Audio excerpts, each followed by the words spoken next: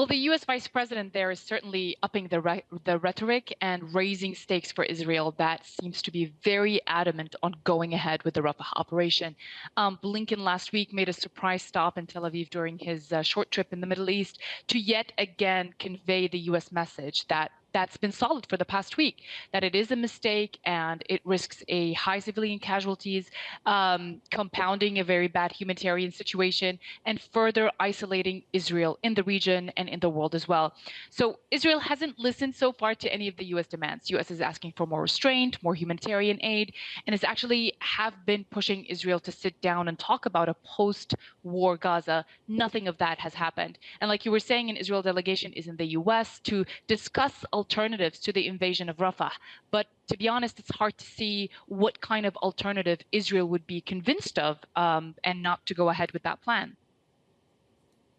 And you talk about the isolation of Israel, and it's hard to think of another country that is supporting Israel's objectives in Rafah. There is a lot of opposition to this from the EU, from Arab nations, and of course now from the US. So why is Israel so intent on this Rafah operation? Indeed, there is a lot of growing pressure on Israel not to go ahead with that operation. And of course, it could perhaps jeopardize what the U.S. has also been pushing for, and that's, a historic normalization deal between Saudi Arabia and Israel. And both Saudi Arabia and the recent Arab allies like Egypt and the UAE have been against that. But Israel says this is where Hamas's last bastions are. And their ultimate goal is, of course, to destroy the group. And that's what they want to do.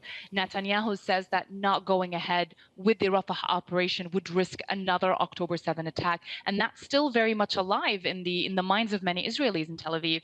And that another attack, he won't allow it. He says that the majority of Israelis are on his side. But we did see Blinken meeting in person with protesters who have been calling for the government in Tel Aviv to agree on a ceasefire agreement. So the U.S. is trying to do everything it can. And we saw this UN Security Council resolution last week, although it didn't go through, but it is a way for the U.S. to say we have leverage to pressure Israel and we can use that. But of course, it remains to be seen how far the U.S. can take that.